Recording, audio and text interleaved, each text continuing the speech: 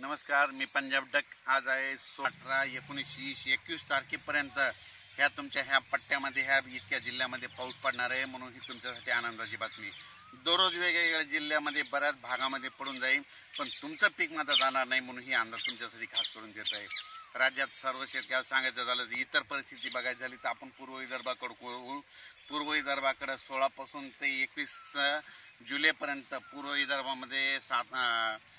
विदर्भामध्ये चंद्रपूर, वर्धा, नागपूर, भंडारा, गोंदिया, यवतमाळ, तसेच इकडं अकोला, अमरावती, बुलढाणा, वाशिम, त्याच्यानंतर जळगाव जामोद घाटाच्या खाली, त्याच्यानंतर जालना जिल्हा, म्हणजे ह्या पट्ट्यामध्ये ह्या 3-4 दिवसामध्ये दररोज वेगवेगळ्या भागात पाऊस पडणार आहे. पण आज 16 तारखेला मात्र आज रात्रीच्याला पूर्व आणि पश्चिम विदर्भात बऱ्याच ठिकाणी खूप चांगला पाऊस पडणार आहे आणि ज्यांची पेरणी केलेली आहे त्यांना जीवदान भेटणार आहे, म्हणून त्यांच्यासाठी खास करून हे अंदाज घ्यायचा.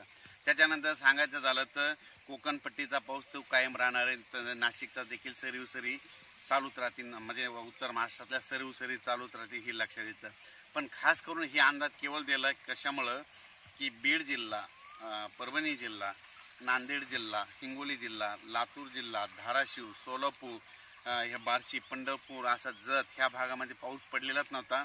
खास करून केवळ त्याच्यासाठी अंदाज दिलेला आहे की तुमच्यासाठी एक आनंदाची बातमी की आता ह्या जवळपास 21 तारखेपर्यंत तुमच्या ह्या 5-6 जिल्ह्यामध्ये चांगला दररोज वेगवेगळ्या पाऊस पडणार आहे. तुमच्या सोयाबीन असो, कापूस असो, उडीद असो, ऊस असो, सगळ्या पिकाला तुमचं जीवदान ठरणार आहे, म्हणून हा अंदाज लक्षात द्यायचा.